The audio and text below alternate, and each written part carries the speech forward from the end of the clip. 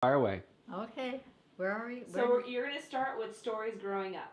Okay, stories growing up. Well, growing up was so much different from whatever children are growing up as of today.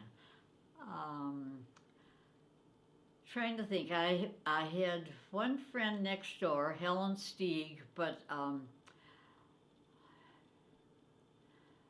she was about my age. She went to the public school. I went to Sacred Heart downtown from fifth grade on, and my dad would drive me down in the morning because his automobile agency was not too far from Sacred Heart, and that was where my mom had gone to high school and to grade school. So I went there for fifth, sixth, seventh, and eighth grade, and then the school built and moved out to Eggertsville, which was only about a mile and a half from Kenmore Avenue in the city line.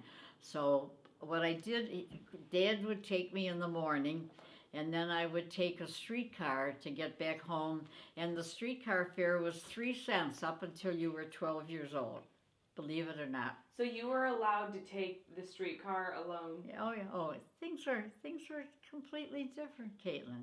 Completely different. I mean, you could.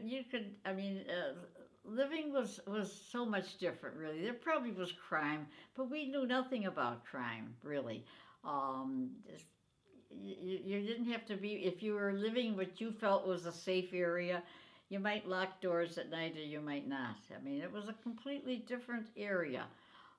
And Main Street, the streetcars on Main Street, the conductors were very personable and helpful, and people, young men for older ladies, or for just any lady, would get up on the streetcar and give a lady a seat.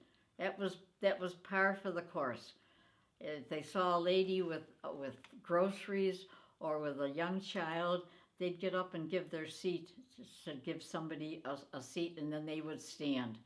And so the streetcars were in service for a long time, and then eventually it came to bus service in about the late 30s and 40s. That was a different story. And when I started at Sacred Heart in high school, it was maybe a little over a mile out Main Street from where I lived on Kenmore Avenue.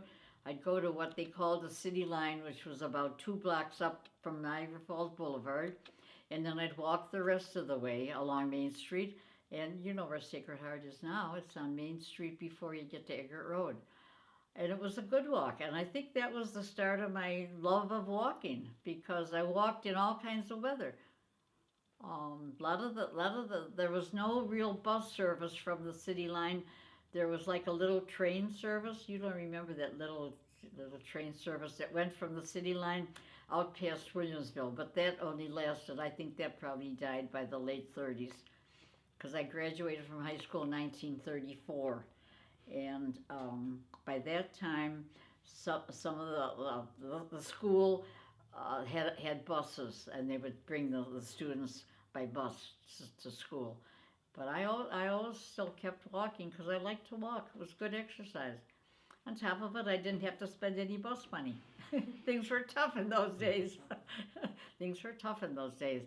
And then growing up, you mentioned growing up, I did have a friend down towards the corner, the last house on Kenmore at University, Peggy Partee. She went to Holy Angels Academy, and her hours were different than